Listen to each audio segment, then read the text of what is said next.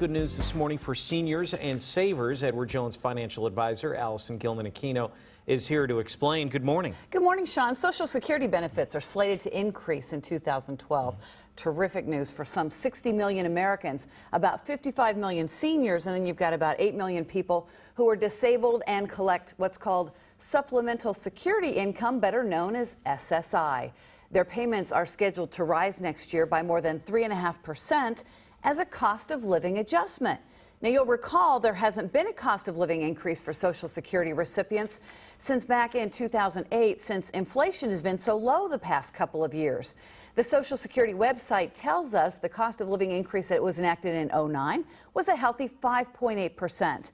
Many Social Security recipients did receive a $250 check a couple of years ago as part of President Obama's earlier economic stimulus package. And there's something new for people to keep in mind for the at-work retirement plans. Yeah, and that's going to take effect next year as well. The IRS is actually increasing the maximum amount that people can contribute to their 401ks. It's going from $16,500, which is the maximum this year for workers under the age of 50, to $17,000 a year for those workers starting in 2012. Now, for workers who are aged 50 and older, there is no increase in the so-called catch-up amount of $5,500. So that limit will remain at $22,000 a year to max out your 401k if you are over the age of 50. The 401k contribution increase is required by law to adjust for inflation.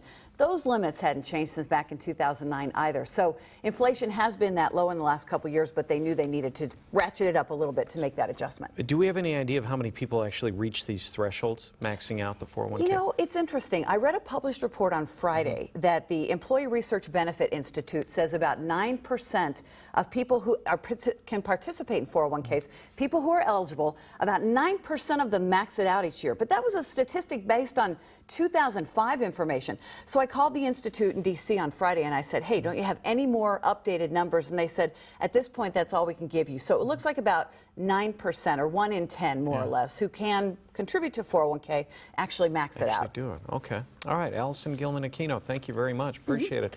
Also, we want to remind you we've set up a link on the Fox 6 website to the IRS website if you'd like to learn more about the cost of living increases for Social Security or the new 401k contribution limits for 2012.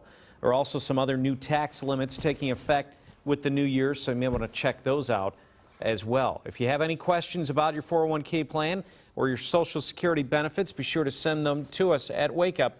We'll pass those along to Allison. Rob?